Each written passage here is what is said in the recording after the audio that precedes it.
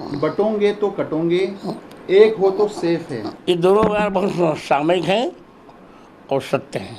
हमको बटना नहीं है। पहली बात, वे शंकराचार्य ही नहीं है, वे भारतीय संविधान का एक अक्षर नहीं जानते। 370 धारा अब कभी नहीं आएगी। उनकी 7 पुष्टि यत्न करे तो भी नहीं आएगी।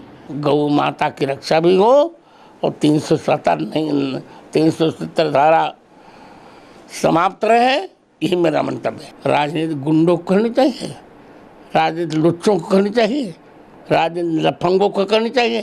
भगवाधारी को ही राजनीति करनी चाहिए।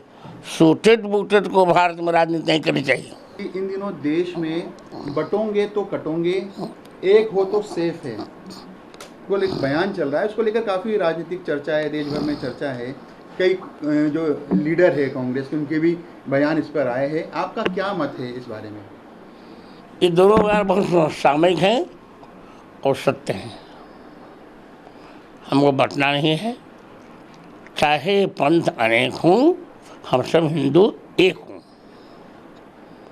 और जब हम एक होकर रहेंगे तो हमारा कोई बाल भी बांका नहीं कर सकेगा। वैसे एक अंगुल होती है तो कोई भी तोड़ देता है, और जब 5 हो जाए मुक्का तो तोड़ने वाले के दांत टूट जाते हैं। जी, मेरा एक सवाल था कि जम्मू कश्मीर में धारा 370 से जुड़े जो सवाल है, उसमें हाल ही में जो एक शंकराचार्य जी है, अभिनंदन जी, उनका एक बयान आया है। उन्होंने गौ माता का हवाला देते हुए कहा है कि धारा 370 वहाँ पर जो वापस लागू होना चाहिए। उसके पीछे हवाला भी दिया गौ माता की रक्षा का। तो किसके पहले जो कानून था उसको देकर उसको क्या प्रतिक्रिया? शंकराचार्य जी का जो बयान था 370। पहली बात, वे शंकराचार्य ही नहीं है तो उनका बयान कैसा? उनका शंकराचार्य का पक्ष जो है अभी कोर्ट में विवादित है। दूसरी बात, वे भारतीय संविधान का एक अक्षर नहीं जानते। 370 धारा अब कभी नहीं आएगी। उनकी 7 पुष्टि यत्न करे तो भी नहीं आएगी। तो 370 धारा से नुकसान, देश का नुकसान बहुत है। 370 धारा से एक ही देश में 2 संविधान चलेंगे, 2 झंडे चलेंगे। 370 के रहने से हम वहाँ ज़मीन नहीं खरीद सकते।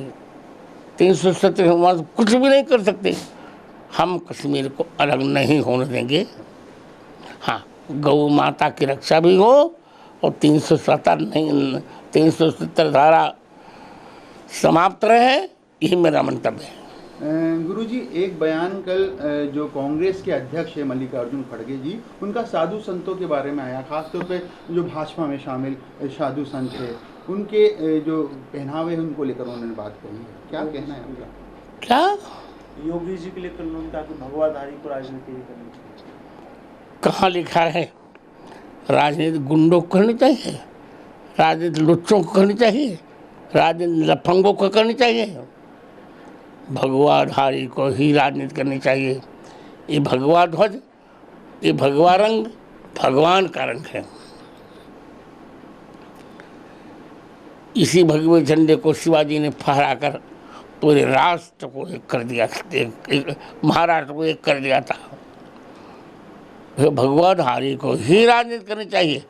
सूटेड बूटेड को भारत में राजनीति नहीं करनी चाहिए। 2 दिन पहले जयपुर में ही एक बड़ी कॉन्फ्रेंस हुई थी जो वक्फ संशोधन कानून जो है उसके सिलसिले में, मोती डूंगरी रोड पर। उसमें तौकीर रजा ने एक विवादित बयान भी दिया, मौलाना तौकीर रजा ने, कि हमारी जो आबादी है वो यदि सड़कों पर आएगी तो रूह कांप जाएगी। इस प्रकार के बयान आना किस तरह देखते हैं आप? वो खड़ा गया है। यदि उसकी आबादी ये कहती हमारी आबादी यदि एक हो जाएगी ना, तो इनके ये 141 देशों में कहीं नहीं रह पाएंगे, तो इनको रसातल ही जाना पड़ेगा। एक सनातन जो बोर्ड है उसकी भी मांग चल रही है, आपका क्या मत है इस बारे में?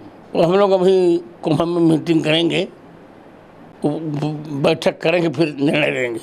एक मेरा सवाल है, मोहन भागवत जी जो आरएसएस प्रमुख है, उन्होंने हाल ही में एक बयान दिया था कि जो तीसरे विश्व युद्ध की संभावना बन रही है, वो पूरा विश्व है, उनकी निगाहें वैश्विक शांति के लिए भारत की ओर है। क्या लगता है आपको? सही है।